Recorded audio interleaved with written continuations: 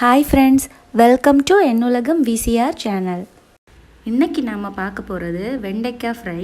இது ரொம்ப டேஸ்ட்டாக இருக்கும். எப்போவும் பண்ணுறது போல் இல்லாமல் இது மாதிரி டிஃப்ரெண்ட்டாக பண்ணி கொடுத்தா குழந்தைங்களும் விரும்பி சாப்பிடுவாங்க. வாங்க எப்படி பண்ணுறதுன்னு பார்க்கலாம். இந்த ரெசிபி செய்கிறதுக்காக நான் 12 வெண்டைக்காவை நல்லா வாஷ் பண்ணி எடுத்து வச்சுருக்கேன். இது 150 கிராம் இருக்கும். இதில் தண்ணி எதுவும் இருக்கக்கூடாது. தண்ணி இருந்ததுன்னா கிறிஸ்பியாக வராது. அதனால் வெண்டைக்காவெல்லாம் ஒரு டவலில் எடுத்துகிட்டு அதோட ஒரு சைடு வெண்டைக்காவை வச்சுட்டு இந்த மாதிரி மூடி தண்ணியெல்லாம் போகிற மாதிரி தொடச்சி எடுத்துருங்க. பாருங்கள், அவ்வளோதான். அதுக்கப்புறமா இந்த மாதிரி நீளமாக கட் பண்ணி எடுத்துக்கோங்க. அதுக்குள்ளே இருக்கிற விதையெல்லாம் கொஞ்சம் எடுத்துருங்க. 1-2 இருந்தால் பரவாயில்ல. அப்போ தான் சாப்பிடும்போது டேஸ்ட்டாக இருக்கும். இதை நான் ஒரு பவுலில் மாற்றிக்கிறேன். பவுலில் மாற்றின அப்புறமா ஒரு 1/4 ஸ்பூன் அளவுக்கு மஞ்சள் தூள் சேர்த்துக்கோங்க. அதுக்கப்புறமா 2 ஸ்பூன் மிளகாய்த்தூள் சேர்த்துக்கோங்க. அப்புறமா 1 ஸ்பூன் அளவுக்கு கரம் மசாலா சேர்த்துக்கோங்க. அதுக்கப்புறமா 1/2 ஸ்பூன் அளவுக்கு மிளகுத்தூள் பெப்பர் பவுடர் சேர்த்துக்கோங்க. இப்போ இதில் தேவையான அளவு உப்பு சேர்த்துக்கோங்க. உப்பு சேர்த்த அப்புறமா ஒரு பாதி எலுமிச்சம்பழத்தோட சாறு சேர்த்துக்கோங்க. இப்போ இதில் 2 டேபிள் ஸ்பூன் அளவுக்கு அரிசி மாவு சேர்த்துக்கோங்க.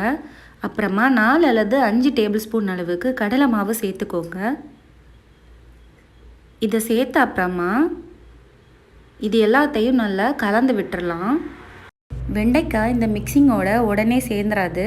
அதனால் கொஞ்சம் நல்லா கலந்து விடணும். அதுக்காக இதில் கொஞ்சமாக தண்ணி சேர்த்துடலாம். நிறைய தண்ணி சேர்த்துறாதீங்க. கொஞ்சமாக தண்ணி சேர்த்து இதை நல்லா கலந்து விட்டுருங்க. இப்போ நான் பிசைஞ்சிட்டு இருக்கும்போதே உங்களுக்கு தெரியும், அந்த மாவெல்லாம் அடியில் போயிடுச்சு. அதனால் கொஞ்சம் தண்ணி விட்டு நல்லா அது மிக்ஸ் ஆகிற மாதிரி நல்லா கலந்து விட்டுறலாம். இப்போ பாருங்கள், நம்ம நல்லா கலந்து எடுத்துட்டோம்.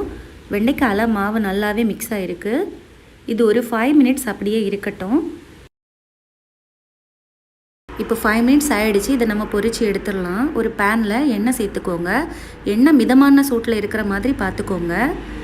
இப்போ நம்ம வெண்டைக்காவை கொஞ்சம் கொஞ்சமாக இந்த எண்ணெயில் சேர்த்துடலாம். நீங்கள் எடுத்து வச்சுருக்க வெண்டைக்காவை 2 பேட்சாக போட்டுக்கோங்க. பாதி வெண்டைக்காவை நான் எண்ணெயில் சேர்த்துட்டேன். இது நல்லா பொரிஞ்சு வரட்டும்.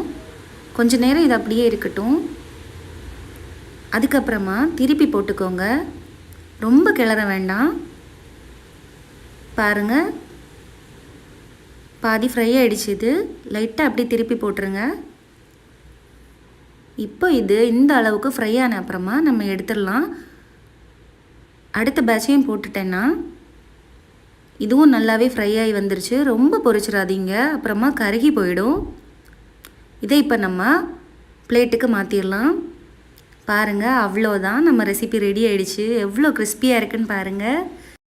சாதத்துக்கு கூட சைட் டிஷ்க்கு இதை சாப்பிட்டா ரொம்ப நல்லா இருக்கும். அப்படி இல்லாமல் ஸ்நாக்காக கூட இதை நம்ம சாப்பிட்லாம். இந்த ரெசிபி உங்களுக்கு பிடிச்சிருந்தா என்னுலகம் VCR சேனலை சப்ஸ்கிரைப் பண்ணுங்கள். கூடவே பெல் பட்டனையும் கிளிக் பண்ணுங்கள். அப்போ தான் நான் போடுற வீடியோலாம் உங்களுக்கு நோட்டிஃபிகேஷனில் வரும். தேங்க்யூ.